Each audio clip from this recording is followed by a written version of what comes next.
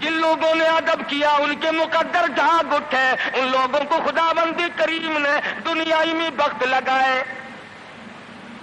حضرت خالد بن ولید رضی اللہ تعالی عنہ،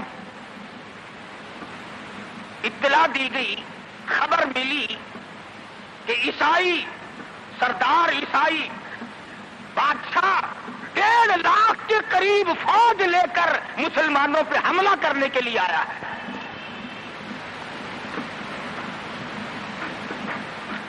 حضرت خالد بن ولید رضی اللہ تعالی عنہ کو 50-60 آدمی دیے، جاؤ بادشاہ کی فوج کا اندازہ لگا کے آؤ، تخمینہ لگا کے آؤ، اسلحہ دیکھ کے آؤ، ان کی تعداد کا اندازہ لگاؤ وہ کتنے ہیں۔ حضرت خالد بن ولید رضی اللہ تعالی عنہ چند صحابہ کرام کو ساتھ لے کر کے پہنچے۔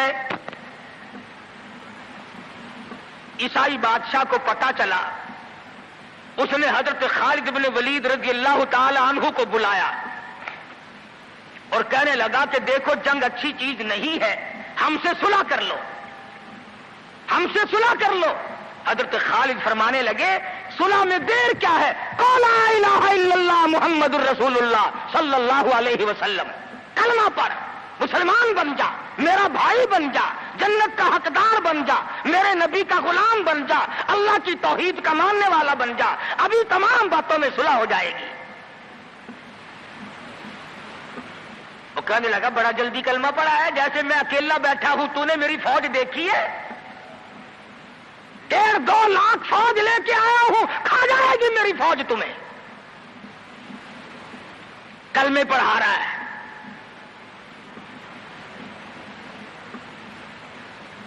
حضرت خالد کو کہنے لگا تجھے پتا نہیں تو کس کے سامنے کھڑا ہے؟ فرمایا ہاں ایک عیسائی کافر کے سامنے کھڑا ہوں۔ وہ کہنے لگا ہے کوئی جلاد؟ فوراً تلوار لے کر حاضر ہو گئے، کہا اس گستاخ کی گردن کاٹ مارو۔ حضرت خالد کے ساتھ 2 آدمی اور تھے، انہوں نے یہ نہیں کہا ہے جی اجی ہم تو یوں ہی بات کر رہے تھے جی، اجی آپ برہم ہو گئے، اجی حضور آپ ناراض ہو گئے۔ حضرت خالد نے یہ نہیں فرمایا کہ باہر والوں کو اطلاع کر دو، وہ 50-60 آدمی تو ہمارے ساتھ مل جائے۔ 2 ساتھیوں کو فرمایا اب ایک دوسرے کی طرف مت دیکھنا، تلوار نکال لو، انشاءاللہ حوض کوثر پہ ملاقات ہوگی۔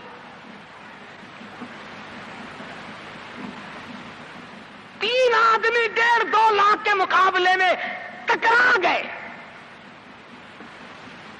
یہ نہ سوچا کہ ہوگا کیا۔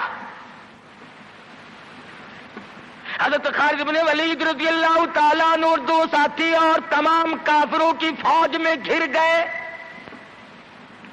جنگ شروع ہو گئی۔ ابو عبیدہ بن جراح رضی اللہ تعالیٰ عنہ کے خام میں مدنی کریم صلی اللہ علیہ وسلم تشریف لائے، فرمایا ابو عبیدہ تو سویا ہوا ہے، میرا خالد گھیرے میں آ گیا۔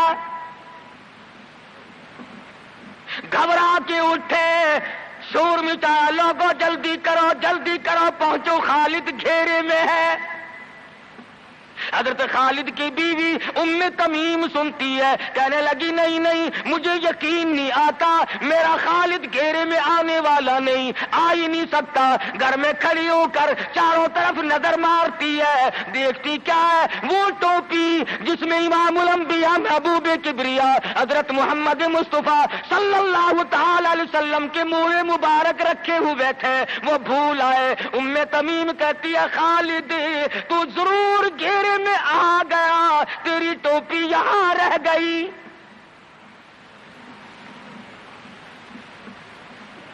ام تمیم نے ٹوپی لے کر کے شور نہیں مچایا، کپڑے نہیں پھاڑے، چہرہ نہیں نوچا، ابو عبیدہ کے پاس نہیں آئی، بغل میں ٹوپی دبائی، برقع اوڑھا، گھوڑے پہ سوار ہوئی، تلوار لے کر گھوڑے کو سر پٹ چھوڑ دیا۔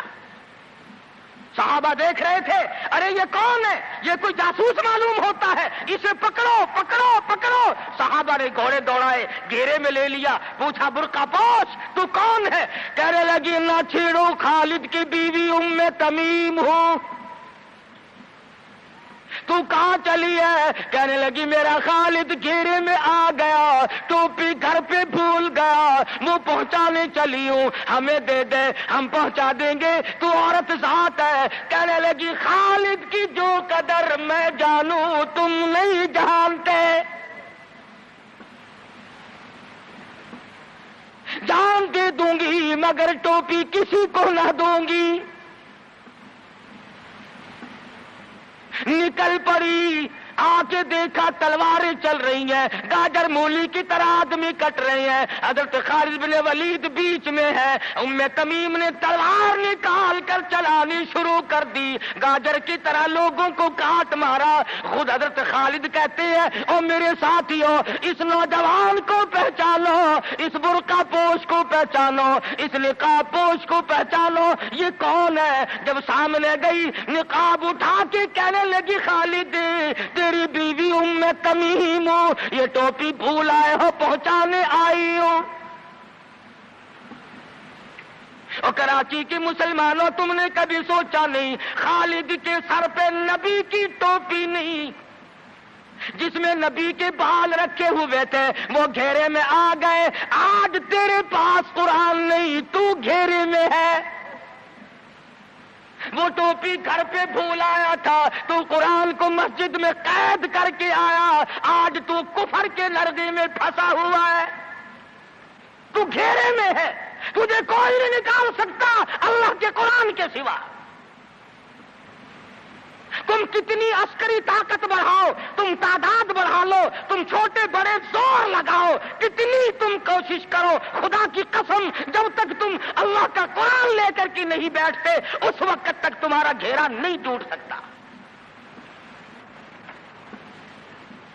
تم نے اللہ کے قرآن کو مسجد میں قید کر دیا۔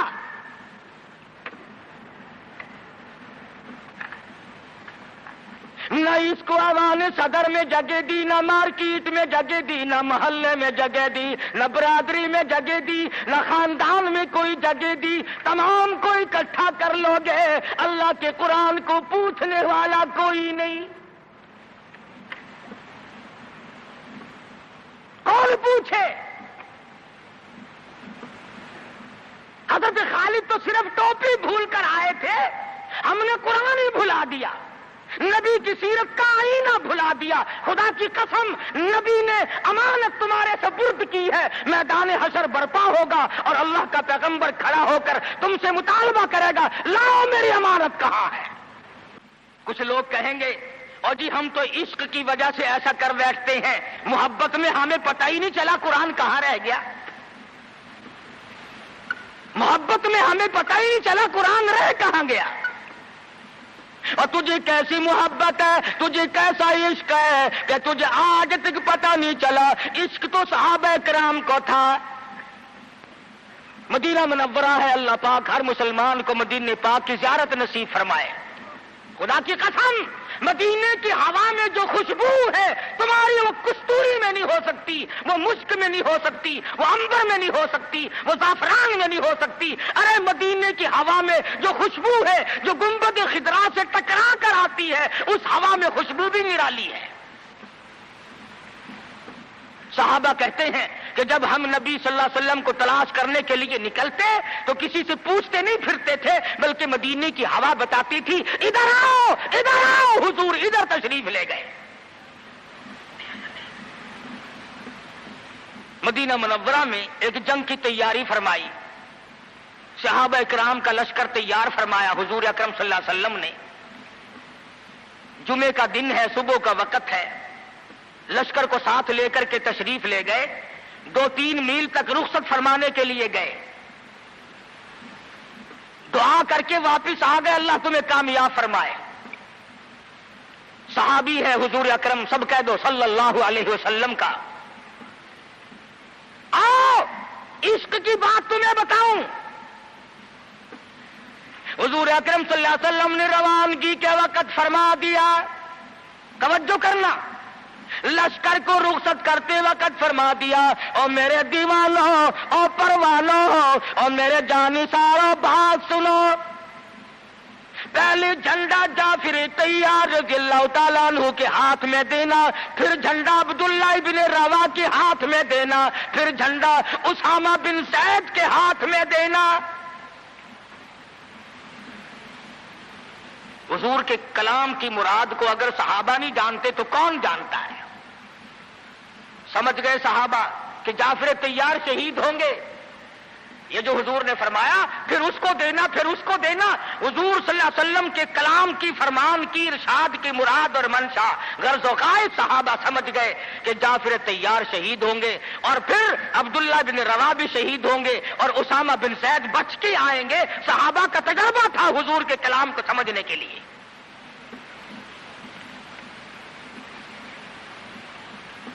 عبداللہ ابن روا رضی اللہ تعالی عنہ نے سوچا کہ تسلی تو میری ہو گئی کہ میں شہید ہوں گا، اس جنگ میں واپس نہیں آؤں گا، مگر چلو جمعے کا دن ہے، سواری میری بڑی تیز ہے، میں آخری جمعہ سرکار دو عالم صلی اللہ علیہ وسلم کے پیچھے کیوں نہ پڑھوں اور جمعہ پڑھ کے جاؤں گا، ایک مرتبہ اور اپنے آقا کا دیدار کروں گا۔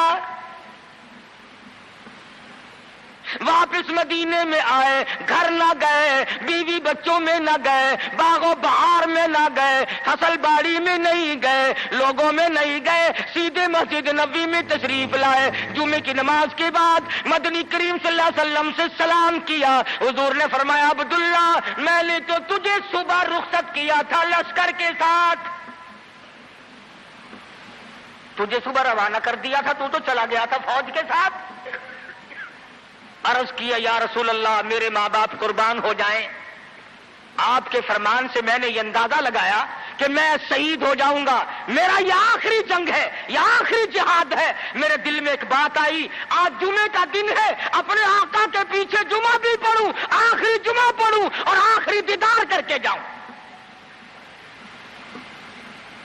اب تھوڑے سے مجھے آپ بول کے بتائیں عبداللہ ابن رواح کا یہ عشق ہے کہ نہیں؟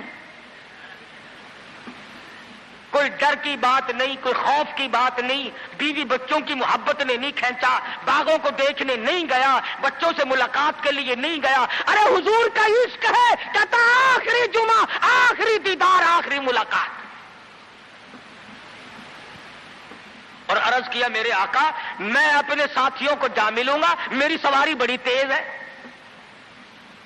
امام الانبیاء محبوب کبریا حضرت محمد مصطفیٰ صلی اللہ علیہ وسلم کا چہرے انور سرخ ہو گیا۔ فرمایا عبداللہ تو ساتھیوں کو نہیں مل سکتا، نہیں مل سکتا، جب تیرے ساتھی جنت میں جائیں گے 500 سال بعد میں بہشت میں جا سکے گا۔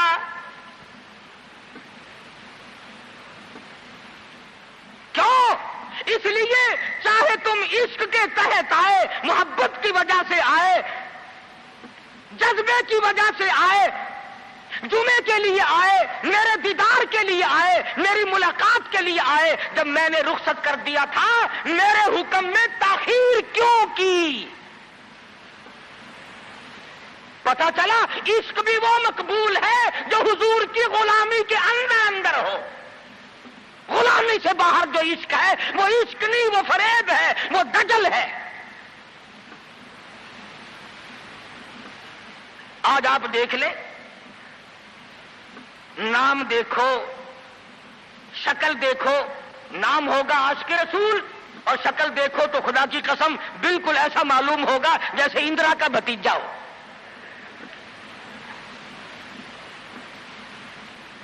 پہچان نہیں سکے گا آدمی۔ کیا کر سکتا ہے آدمی شکل میں؟ صورت نہیں، سیرت نہیں، لباس نہیں، اخلاق نہیں، کردار نہیں، تمام چیزوں کا تختہ نکال کے رکھ دیا ہے۔ اور آج قوم اسی وجہ سے مصیبتوں سے دوچار ہے، وہ نرغے میں پھنسی ہوئی ہے، وہ نکل نہیں سکتی، وہ سہارا ڈھونڈ رہی ہے مادی قوت کا۔ حضور ناراض ہو گئے صلی اللہ علیہ وسلم۔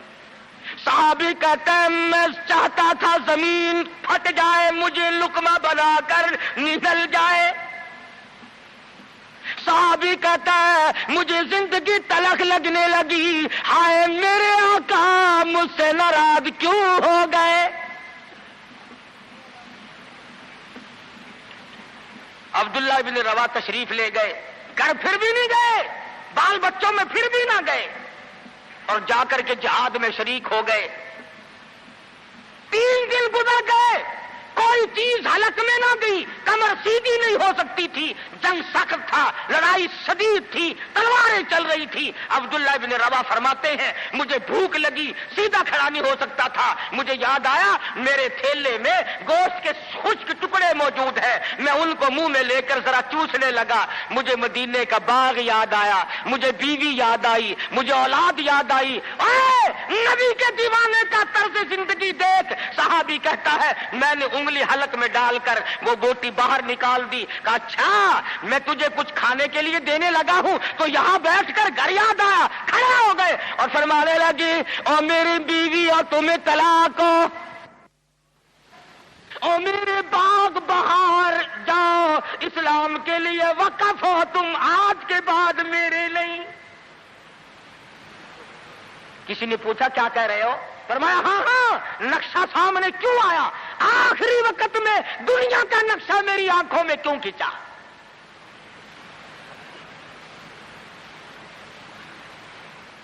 صحابی نے اپنے دل میں تصور بھی لانا اچھا نہ سمجھا، میری عاقبت خراب نہ ہو جائے، میری آخرت نہ بگڑ جائے۔ عبداللہ بن روا تلوار لے کر کھڑے ہو گئے۔ کسی نے لکھا 3 دن کا، بعض نے لکھا 5 دن کا بھوکا صحابی ٹکڑے ہو گیا۔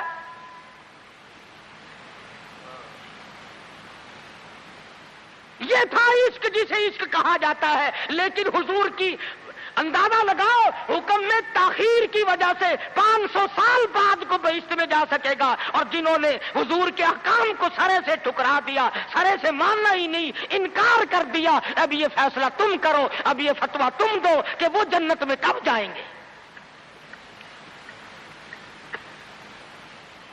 امام الانبیاء محبوب کبریا حضرت محمد مصطفیٰ صلی اللہ تعالی علیہ وسلم کے دیوانوں نے حد کر دی، پروانوں نے حد کر دی، جس صورت سے بھی ان کو لگایا گیا اسی صورت سے وہ آگے بڑھتے رہے۔ فاروق اعظم کی حکومت ہے، سب کہہ دو رضی اللہ تعالی عنہ۔ مصر کے علاقے میں کافروں نے ایک سازش بنائی، لڑکیوں کو ہار و سنگار کر کے کوٹھے پہ کھڑا کر دیا۔ پروگرام مسلمانوں کو پہلے معلوم ہو گیا کہ مسلمان فوج کے کلچر کو تباہ کرنا چاہتے ہیں، مسلمان کے اخلاق و کردار کو برباد کرنا چاہتے ہیں۔ فاروق اعظم کو خط لکھا، اور راستہ کوئی نہیں فوج کے گزرنے کا، ایک ہی راستہ ہے، اور اس راستے کو خراب کر دیا گیا، اس راستے میں کانٹے بچھا دیے گئے، حسن کی دولت بکھیر دی گئی تاکہ مسلمانوں کا دل خراب ہو۔ ارے یہ کافر کا بھی عقیدہ ہے کہ اگر مسلمان کا پاؤں پھسل گیا پھر یہ جہنم سے ارے نہیں ٹھہرتا۔ فاروق اعظم رضی اللہ تعالیٰ عنہ نے خط کا جواب دیا اور صاف صاف لکھ دیا کوئی پریشانی کی بات نہیں، ساری فوج کو اکٹھا کر کے قرآن کی آیت سنا دو، ساری فوج کو اکٹھا کر کے قرآن سناؤ۔ چنانچہ کمانڈر نے، سپہ سالار نے فوج کو اکٹھا کیا اور قرآن کریم سنا دیا، وَقُلْ لِلْمُؤْمِنِينَ يَغُضُّوا مِنْ أَبْصَارِكُمْ وَيَحْفَظُوا فُرُوجَكُمْ ذَلِكُمْ أَزْكَىٰ لَكُمْ إِنَّ اللَّهَ خَبِيرٌ بِمَا يَصْنَعُونَ۔ مسلمانوں اپنی نظروں کی حفاظت کرو، اپنی ایمان کی حفاظت کرو۔ اگر تم کنکھی آنکھوں سے بھی دیکھو گے خدا تمہاری ساتھ ہے، وہ تمہاری تمام حرکتوں کو دیکھتا ہے۔